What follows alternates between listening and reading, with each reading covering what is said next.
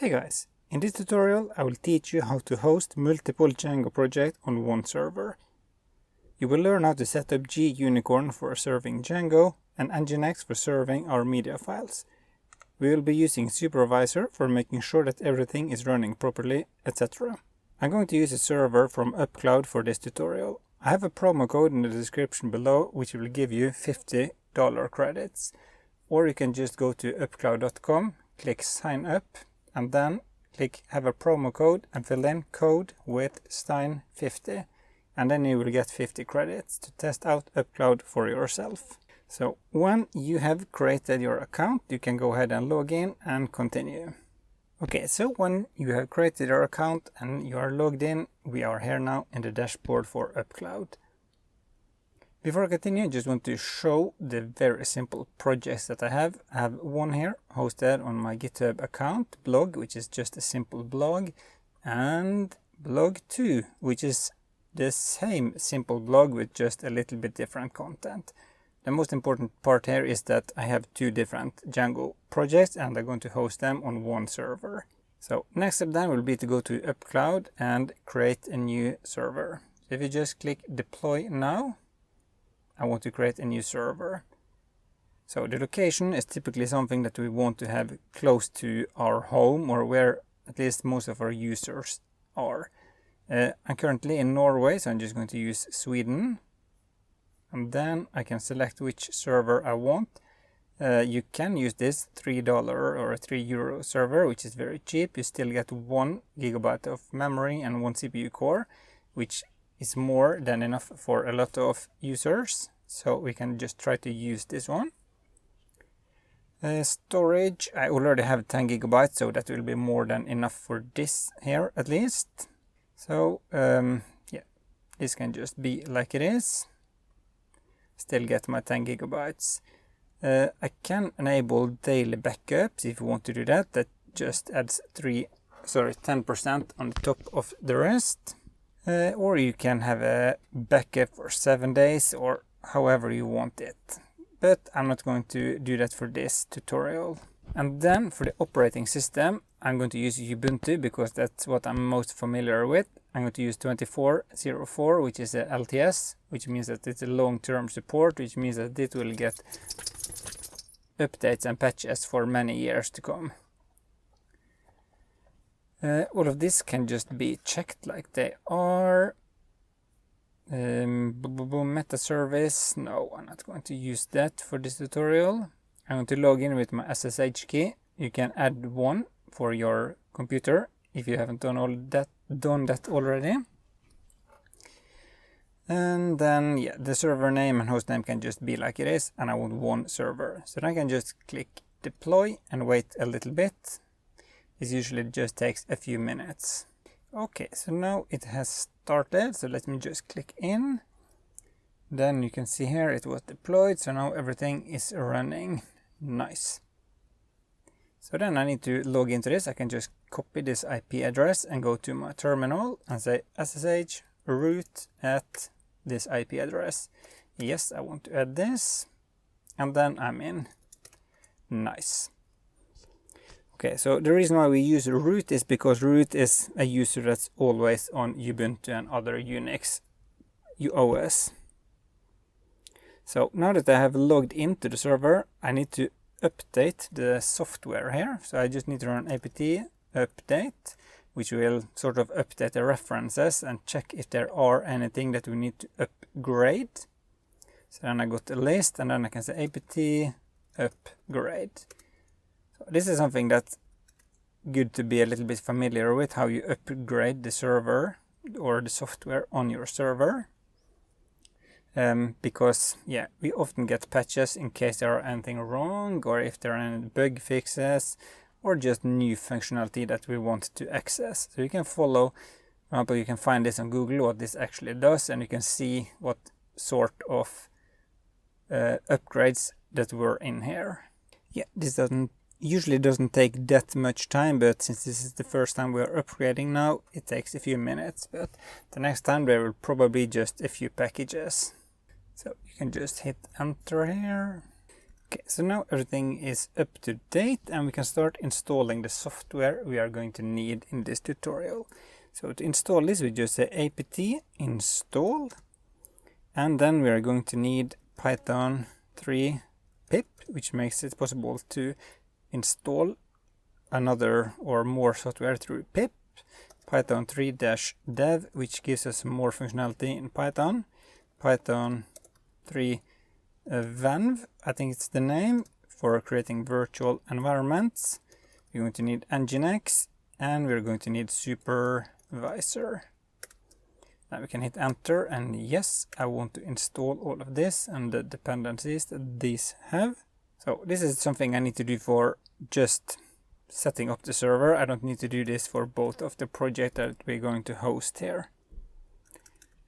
Anyways, now that I have created or installed this, we can create a new group for all of the web apps we are going to host on this server. So group add -- system web apps. That's just a group name that I like to use for all of the web developers or users that are going to have access here. And then I want a user as well for our blog. So user add system GID, which stands for group ID, and we want to put this user inside web apps -- shell /bin/bash home, and the home folder for this user should be web apps/blog, and then the name of this user, which can be blog user. So now we have created this user. We can create the second user as well, so I don't forget that later. And that user's home should be in blog2, and the username here should be blog2 user, and hit enter. So now we have two users that we can use. So now we can just create these two folders so that we have them: mkdir/webapps and webapps/blog and webapps/blog2. And from now on, I'm going to separate these a little bit more. So we can begin by setting up the virtual environment for the first blog. So in here, we can now say Python 3-m venv for virtual environment, and then env for creating a virtual environment here. Before I continue, I just want to say thanks to all of my patrons. If you too want to support me, you will find a link in the description below. So then we can activate this as well. Source env-bin activate, which means that everything we do in here from now on, when we use pip to install anything here, it will just be installed in this environment that we have activated here. On GitHub, I can go here now, click code, and copy this address. If I go back here now, I can say git clone and paste this. For an ls now, you can see that I got one more folder. So I can go into this blog, and then to install Django and the dependencies in the exact way that we have them locally, I can say pip install -r requirements.txt, which is the file that I created. I can go here and look at it. You can see here which version of Django I'm on, which version of Pillow, SQL parse, and ASGI-ref. So when this is done, I have the same except environment here that I have locally, which makes testing locally much better. We also need one more package for Gunicorn. So install this by saying pip install Gunicorn. Gunicorn is a server for hosting Django, and it's very good at hosting Django and serving our web apps, but it's not capable of serving media files. That's why we're going to need one more web server, but I will come back to that soon. Anyways, now we have the project here. We have the environment, and we have installed Gunicorn. Now we need to create a script for starting the Gunicorn server. So we can say vi and then env bin Gunicorn _start. And then in here we create a new or insert hash !bin sh, because this is a bash script. Now I'm set up a name. which will be the name of our project, which in this case can just be blog. And this only appears in our logs and similar, so it doesn't really matter what we call it, but it's nice to just call it the same as your web project. Then we set up something called Django dir, which is the path to our Django project, which is in web apps, blog, which is the home folder, and then blog again. Then we can set up the sock file, sock file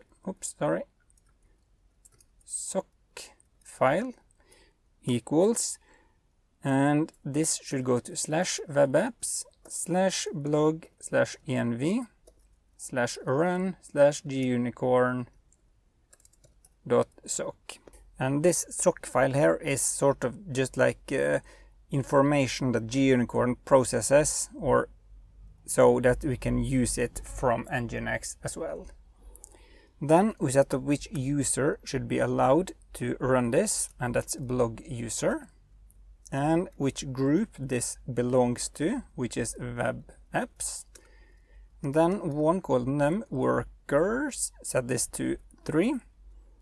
And the num workers are how many requests we can run simultaneously on our server. So we typically take the number of CPUs that we have, multiplied by 2 and add 1. So if you had 2 CPUs, it would be 4 plus 1 or 5 num workers.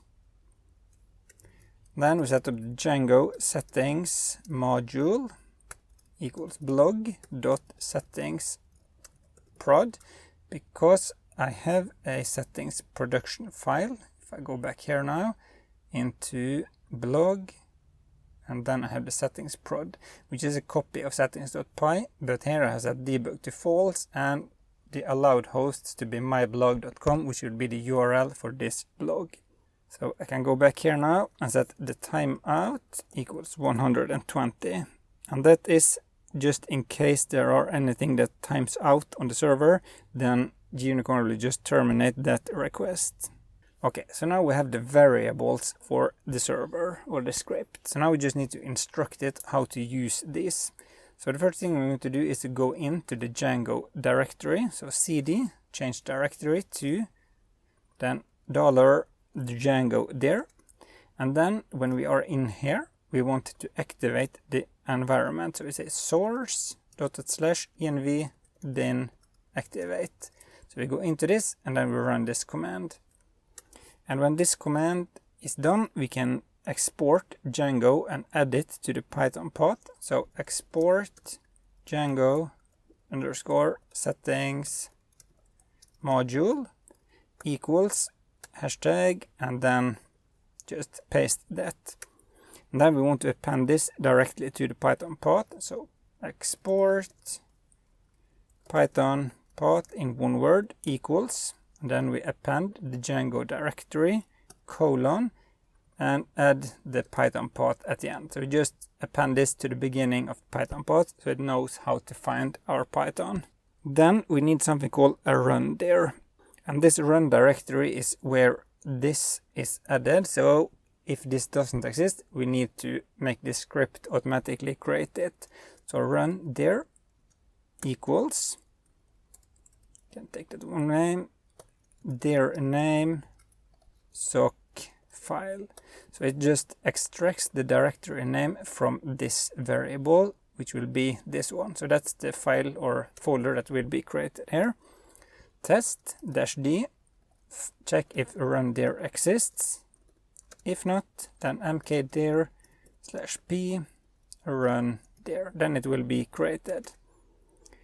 Next, we just need to execute or start Gunicorn with the information that we have up here. So then we say exec for execute /env then Gunicorn, which is the web server. We are just creating a script now for running this. Paste in the Django. Okay, forgot to add one here, sorry. We need to set something called the Django WSGI module equals blog.wsgi. And WSGI is just entry points for the web server, so it knows how to come from the web server and find stuff in Django. So here we can paste in Django WSGI module like this, :application. If we wanted to, we could just add this down here, but it's much better to have the variables up here, which makes it easier to understand. Application.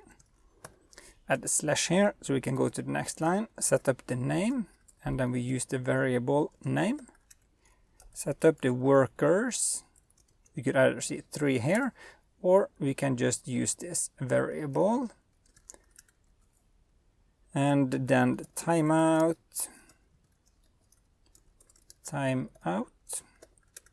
which user to use. Then here we use the equal sign, because we need to do that here.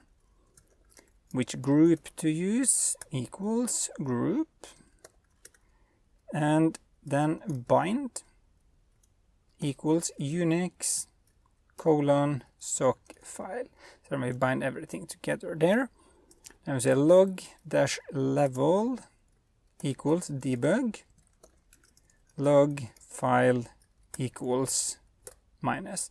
That means that we are logging out everything into a log file, which we will come back to. So now we can save this by hitting escape, :WQ, as you can see down here in the left corner. That means that we're going to write and quit. Like that. Okay, so next step then will be to make this executable. We can do that by saying chmod +x and then paste and hit enter. Then we can try to run this by saying dot, oops, not like that, I forgot the slash.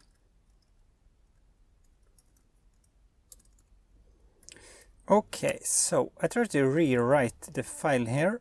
I don't see what I have done differently, but now it is working. So you can see here, it's look exactly the same, but if I now go out, I can say ./env bin Gunicorn start, and now it is running. Nice.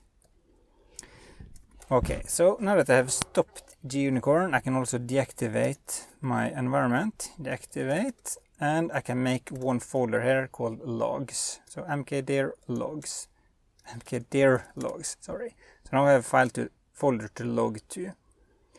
And before I continue to make sure that Gunicorn is always running, I just want to change the user that owns. If I run now ls-lart, you can see that root owns everything here. You need to fix that. chown blog user : web apps dot, and just add -R. So recursively add this user, and if I run this now, you can see that the blog user is owning everything in here and below. Perfect. So then we need to continue to Supervisor to make sure that Supervisor is making sure that the Gunicorn script is always running. So we can say vi etc supervisor conf and then blog.conf. In here we need to also set up the program name, so just add program : blog, and which command to use. Command equals /webapps /blog /env /bin /gunicorn start, which is the script we created. And then the user to run this should be blog. And then we set up the log file, so std out underscore log file equals /webapps /blog /logs /supervisor.log. And this helps us capturing all logs in one place for easier debugging. And then redirect underscore stderr equals true. And what this does is that it says that all the output should be redirected to the same log file as standard output. And then we set up an environment variable, environment equals lang equals en underscore us dot utf dash 8, comma lc all equals en underscore us dot utf dash 8. And this just sets the environment variables for the program. It specifies the locale, the settings for the program, ensuring that it uses UTF encoding for all languages and character representation. Now we can save this by hitting escape and colon and type WQ. Now you can try to run this by saying supervisor update, read. That is still not correct. Supervisor CTL, sorry. Invalid username blog. Why? Probably. Okay, maybe it should be blog user and not blog. Let's try to reread again, and then you can say blog available, and then supervisor CTL update. Then we can check the status of this to see that it is running. Yes, it says here that it is running, and it has been running for 4 seconds. Great. Then the last step in this tutorial is to set up Nginx. So we need a new configuration file, vi etc nginx sites enabled /blog.conf. And then in here I can paste my script I've already prepared. Here we set up an upstream called blog app server. And this block defines a group of backend servers that Nginx can proxy requests to. And in this case it specifies a Unix socket called Gunicorn sock that Gunicorn uses to communicate with Nginx. And then the fail timeout means that if the server fails, it will not be marked as down for any period of time. Then we set up the new server block. And this block will now listen on port 80 and for this domain name if that points to this server. Then we set up a log file for all of the people who are accessing the website and one for all of the errors coming from Nginx. Next we have the location media, which is done for serving our media files. Then we have the location block here that handles all other requests that do not match up here in media. And here we set the proxy set header. These are directives set HTTP headers that are passed on to the backend server, which is our case is Gunicorn. X-forwarder 4 means that we are just passing the original client's IP address, and then we are also passing the original host request by the client. This proxy redirect off means that we are disabling automatic redirections of requests, and then here we are just doing one more check to see that if this is not a request to get a file, then we are passing all of the requests into this one. Then we can save by hitting escape WQ. Now we can try to start Nginx by saying service Nginx start. And there were no problems there, which means that it looks like everything is okay. But if I now try to go to myblog.com, we will probably, myblog.com, see someone else's site. So yes, this is for sale. I am not going to buy it, but I can pretend or make my computer think that I actually own this here. So if I just open up the server here, so I can get the IP address, and then I can say sudo vi etc hosts. I think you can do something similar on Windows as well, but I have no idea what the command for that is. And then here at the top, I can paste in the IP address and say myblog.com. I can also add the other one from blog 2 just so I don't forget. I just need to go into the settings prod to see what I call that. blog2.com. blog2.com. So then I know that if I go back here now, refresh, then my computer will think that myblog.com is a part of this server, but yeah, it did not work.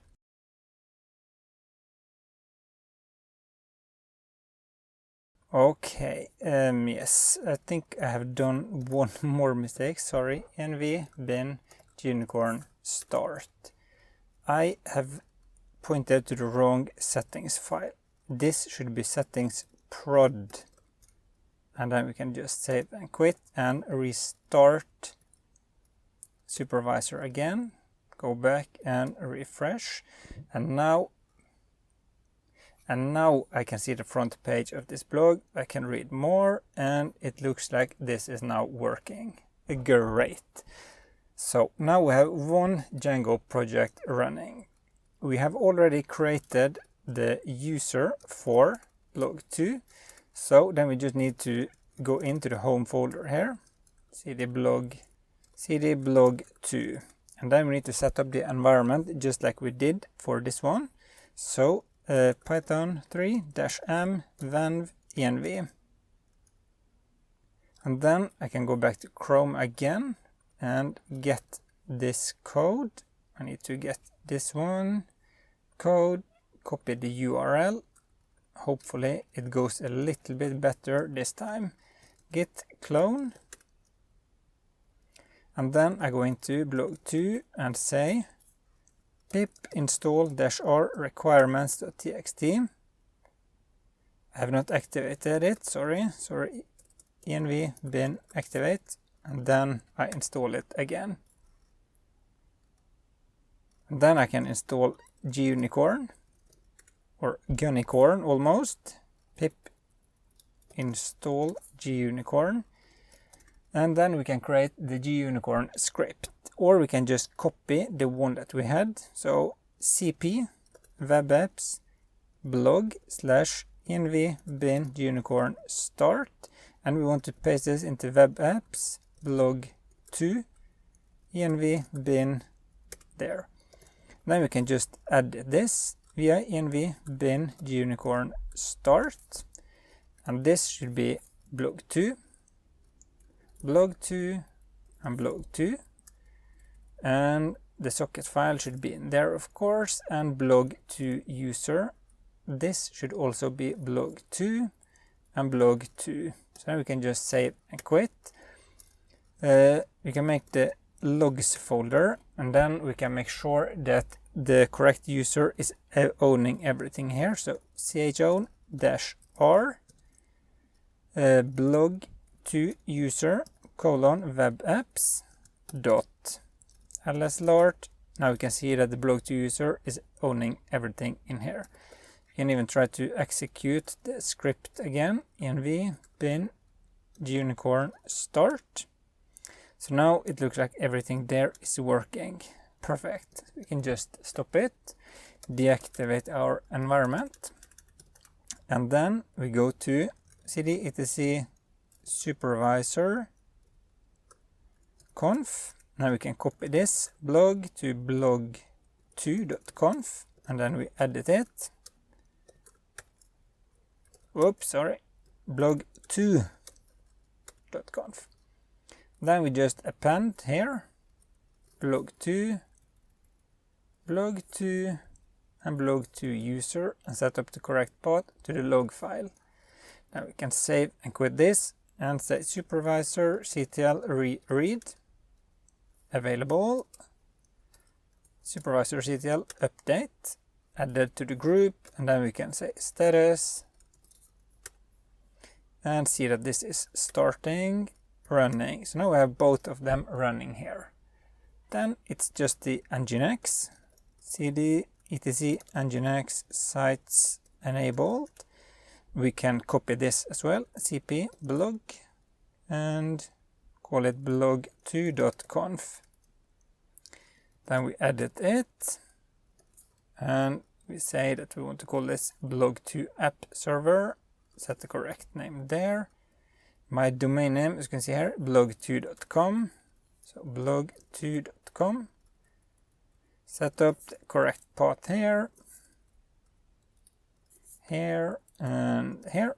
And then we need to set up the correct to the reference up here, blog2 app server. Service Nginx restart, no errors. So let's try to go to blog2.com, and then it looks like I have sort of the same problem here that I had before. Let me add one more here. Blog Stein.com. Let me try to access this page. Bad request. Okay, that might be because if I go to web apps, blog 2, vi, blog 2 settings, prod, because I do not have blog Stein in here. blogstein.com. Then we can restart Supervisor, restart blog 2. Sorry, Supervisor CTL, restart blog 2. Refresh, still get the same error. Let's see if we can see anything in the logs. Cut logs, error, that was empty. What about Gunicorn? Nothing is there either. Tail, logs, Gunicorn. What is wrong? Okay, as you can see here, it looks like it hasn't been able to start this one. So Supervisor CTL status. Then you can see this is just starting because it's not able to start the socket. Okay, why? ls lart env. You can see here that run is owned by root, probably because I tried to start the script manually. So let's run this chown script again. Then we can restart Supervisor. Then we can see the status. Refresh. Still the same. Now it's owned by me, so what can then be the problem?